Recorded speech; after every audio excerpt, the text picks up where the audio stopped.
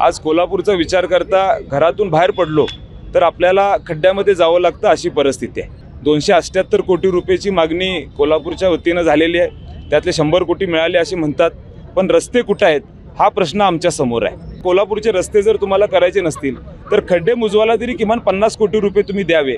आला श्रावण श्रावण दारी हिरवाईचं तोरण। व्रतवैकल्याचा हा श्रावण गोकुळच्या श्रीखंड आणि बासुंदीने आणखी मधुर करूया।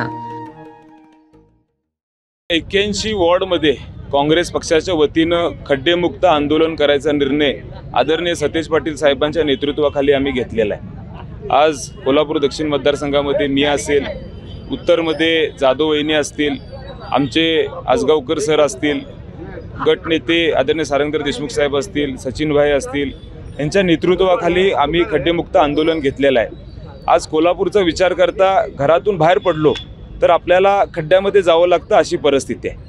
गेले अनेक वर्ष सातत्यानं आदरणीय बंटी साहेब असतील, आम्ही असेल, आम्ही प्रशासनाकडनं मागणी करतोय की कोल्हापूरला रस्त्यांसाठी निधी द्यावा, पण आम्हाला कुठेही दिसत नाही की हा निधी आमच्या कोल्हापूरमध्ये आलेला आहे। 278 कोटी रुपयाची मागणी कोल्हापूरच्या वतीनं झालेली आहे, त्यातले 100 कोटी मिळाले असे म्हणतात, पण रस्ते कुठे आहेत हा प्रश्न आमच्या समोर आहे। आज प्रशासनानं हा निर्णय घेतला पाहिजे, किमान कोल्हापूरचे रस्ते जर तुम्हाला करायचे नसतील तर खड्डे मुजवायला तरी किमान 50 कोटी रुपये तुम्ही द्यावे, जेणेकरून दर्जेदार खड्डे हे मुजले जातील, चांगलं काम झालं पाहिजे।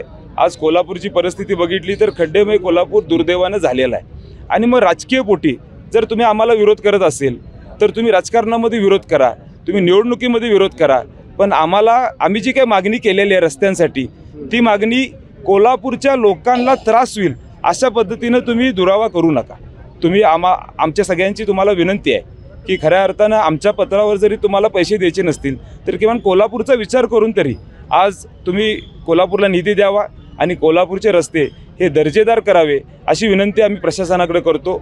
आज बघतोय आपण 2-3 वर्ष गेले प्रशासक आहे महानगरपालिकेत आणि वेगळ्या पद्धतीचा प्रशासकचा वापर आज या राजकीय दृष्टीने होताना आम्हाला सगळ्यांना दिसतोय।